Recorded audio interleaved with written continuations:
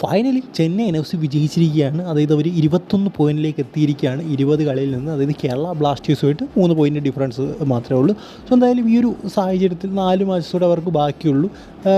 കൂടിയ നേടാവുന്നതാണ് 33 പോയിൻ്റാണ്. So 33 point മതിയാകില്ല എന്ന് തന്നെയാണ് എനിക്ക് തോന്നുന്നത്. ചെന്നൈ ഓൾറെഡി ഔട്ടാണ്. ഈസ്റ്റ് ബംഗാൾ ഇപ്പോൾ ഔട്ടായി എന്ന് തന്നെ പറയണം. സോ എന്തായാലും ഒഫീഷ്യലി ഔട്ടായിട്ടില്ല. ബട്ട് 33 പോയിൻ്റ് കൊണ്ടൊന്നും ചെയ്യാൻ പറ്റത്തില്ല. കുറഞ്ഞത് 35 പോയിൻ്റ് കൂലെങ്കിലും ഉണ്ടെങ്കിൽ ഇപ്രാവശ്യം പ്ലേ ഓഫിലേക്ക് കടക്കാൻ സാധിക്കത്തുള്ളൂ എന്നാണ് എനിക്ക് തോന്നുന്നത്.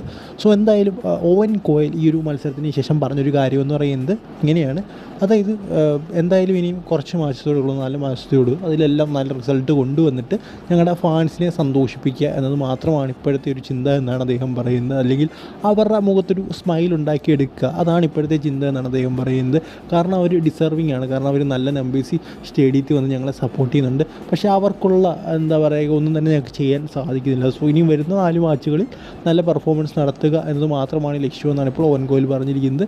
സോ എന്തായാലും വരുന്ന എല്ലാ മാച്ചുകളിലും ചെന്നൈ എഫ് സി മികച്ച രീതിയിൽ പെർഫോം ചെയ്യട്ടെ. കാരണം ഇനിയും ചെന്നൈയുമായിട്ട് കേരള ബ്ലാസ്റ്റേഴ്സിന് മത്സരമില്ല.